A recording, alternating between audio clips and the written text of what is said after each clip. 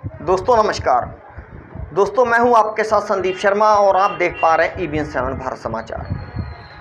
दोस्तों जो आज माननीय कांशीराम जी की पुण्यतिथि पर जो लखनऊ में जनसैलाब उमड़ा है ना बसपा की रैली में, उसने 2027 के सियासी गलियारों की हवा जो है बदल कर रख दी है। तो क्या कुछ हुआ वो हम बताते हैं कि किस तरीके से जो खबर है कि बहुजन समाजवादी पार्टी के संस्थापक कांशीराम की पुण्यतिथि पर लखनऊ में आयोजित रैली ने उत्तर प्रदेश की राजनीति में एक नई हलचल पैदा कर दी है। अब तक की सबसे बड़ी यह प्रभावशाली रैली मानी जा रही है। दोस्तों इस वक्त की हजारों की संख्या में जुटी भीड़ देखकर खुद पार्टी जो प्रमुख थी ना मायावती, वो भी आश्चर्यचकित रह गई। लेकिन इस रैली की सबसे खास बात यह रही कि मायावती ने अपने संबोधन में कहीं भी बीजेपी की आलोचना नहीं की, बल्कि कई मौकों पर केंद्र और राज्य सरकार की कार्यशैली पर अप्रत्यक्ष सराहना करती नजर आईं। वहीं उन्होंने समाजवादी पार्टी के अध्यक्ष अखिलेश यादव पर तीखे हमले बोले, जिससे यह संकेत स्पष्ट मिला कि आने वाले विधानसभा चुनाव में बसपा का मुख्य निशाना सपा होगी, ना कि भाजपा। क्योंकि समाजवादी पार्टी और अखिलेश यादव पर निशाना साधती नजर आई मायावती, लेकिन भाजपा की वो तारीफ ही करती नजर आई। इस रैली में ब्राह्मण, दलित, ओबीसी और मुस्लिम समुदाय की उल्लेखनीय मौजूदगी ने राजनीतिक विश्लेषकों का ध्यान जो खींचा है ना, उससे सियासी गलियारों में हवा तेज हो गई है। विशेषज्ञों का मानना है कि यह रैली 2027 के चुनावों के समीकरण की झलक हो सकती है। अगर यह भीड़ वोटों में तब्दील होगी तो बसपा एक बार फिर प्रदेश की राजनीति में किंग मेकर या निर्णायक खिलाड़ी के रूप में उभर सकती है।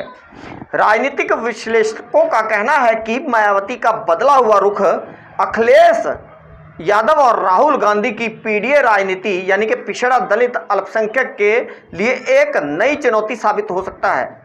कई जानकारों का यह भी मानना है कि यदि बसपा का यह वोट बैंक भाजपा के खिलाफ न जाकर तटस्थ या विभाजित हुआ तो 2027 में एक बार फिर सत्ता का पलड़ा जो है बीजेपी की ओर ही झुक सकता है। यानी कि एक बार और बीजेपी की सरकार सत्ता में आएगी। 2027 की बात है। अगर यह मायावती का जनसैलाब जो है अगर काट लेती है मायावती अपनी में, तो कुल मिलाकर कांशीराम की पुण्यतिथि पर हुई यह रैली न केवल बसपा के पुनरुत्थान का संकेत देती है, बल्कि आने वाले दिनों में उत्तर प्रदेश की सियासत में नए गठजोड़ और समीकरण की शुरुआत भी कर सकती है। तो दोस्तों पहले आप इस रैली को देखिए, क्या कह रही है मायावती। कहीं भी सपा की, कहीं भी बीजेपी की आलोचना नहीं की, हर जगह समाजवादी पार्टी की ही आलोचना करती नजर आई मायावती जो कांशीराम की पुण्यतिथि में। और भीड़ देखकर आप खुद अंदाजा लगा सकते हैं कि किस तरीके से चुनावी जो समीकरण है वो 2027 के चुनाव में बदलने जा रहे हैं। तो दोस्तों सबसे पहले यह वीडियो देखिए आज मायावती की जो रैली की। लोगों को ये बताना चाहती हूँ, जब यूपी में हमारी सरकार थी और ये माननीय श्री कांशीराम जी के आदर सम्मान में ये जो विशाल स्मारक स्थल जब बनाया गया था, तो हमने उसी समय हमारी सरकार ने ये व्यवस्था की थी कि हम देखने वालों के लिए इस पर हम टिकट की व्यवस्था करेंगे और इसका जो पैसा आएगा टिकट का, तो वो किसी और मत पर खर्च नहीं किया जाएगा, बल्कि जितने भी उत्तर प्रदेश की राजधानी लखनऊ में जो स्मारक बने हैं, पार्क बने हैं, तो उनके रख रखाव पर खर्च किया जाएगा। तो ये हमने व्यवस्था की थी।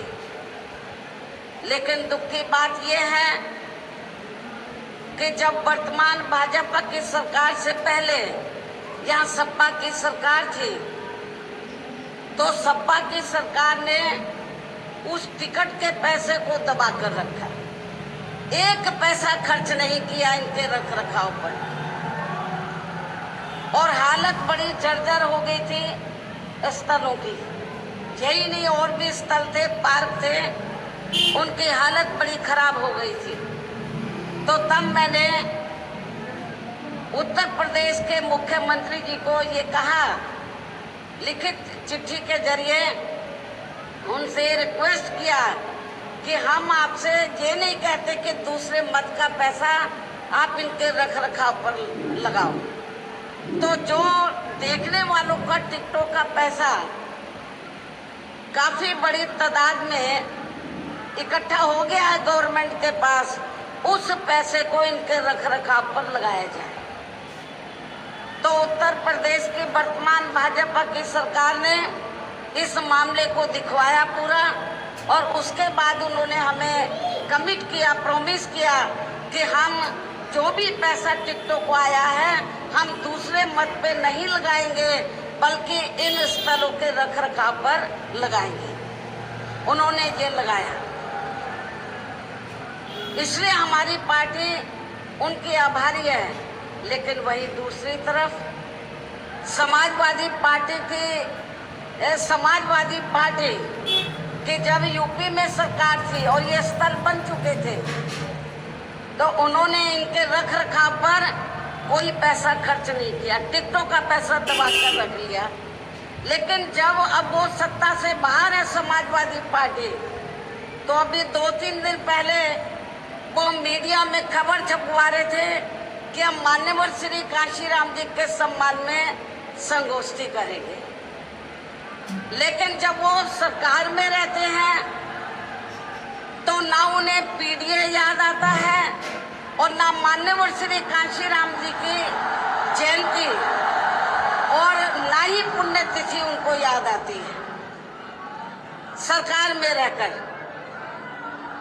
लेकिन जब वो सत्ता से बाहर हो जाते हैं तो समाजवादी पार्टी को फिर याद आता है कि हमें संगोष्ठी करनी चाहिए।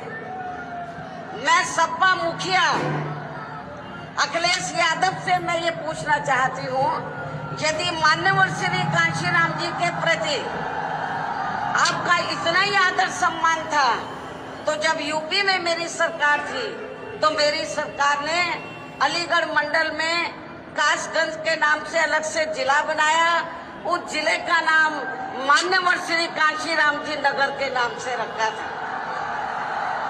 लेकिन जैसे ही समाजवादी पार्टी पावर में आई, उन्होंने नाम बदल दिया। मान्यवर श्री कांशीराम जी के नाम पर हमने कॉलेज, यूनिवर्सिटी, अनेकों संस्थानों के नाम रखे, अनेकों संस्थानों के नाम रखे, जनहित की योजनाएं शुरू की।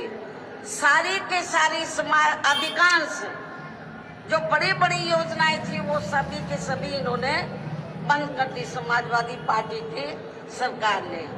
ये इनका दोगला या दोहरा चरित्र नहीं है तो क्या है? जब ये सत्ता में रहते हैं ना इनको पीडीए याद आता है और ना पीडीए के जो संत गुरु और महापुरुष है वो भी याद नहीं आते हैं। जब ये सत्ता से बाहर हो जाते हैं तब इनको हमारे संत गुरु और महापुरुष याद आते हैं। तो ऐसे दोगले लोगों से आप लोगों को बहुत ही सावधान रहने की जरूरत है। तो दोस्तों, आपने ये वीडियो देखी, इसमें किसी प्रकार मायावती जी ने कभी भी कहीं भी बीजेपी की कहीं भी आलोचना नहीं की। बीजेपी की तारीफ करती नजर आई मायावती। भीड़ इतनी थी कि देखते ही कैमरा तक नहीं पहुंच पा रहा था, इतनी भीड़ थी, इतनी लंबी थी इस रैली में। प्रत्यक्षदर्शियों के मुताबिक भीड़ लाखों की संख्या में हो सकती है। अगर यही जमीनी स्तर पर उतरती है तो एक बार फिर या तो बहुजन समाजवादी पार्टी ने बिगुल जो फूंका है, अपना दोबारा सत्ता में आने के लिए बिगुल फूंका है, या फिर यह बिगुल कहीं ना कहीं जो अखिलेश यादव है उसके रास्ते का रोड़ा जरूर बनेगा। 2027 का यह चुनाव का बसपा का बिगुल।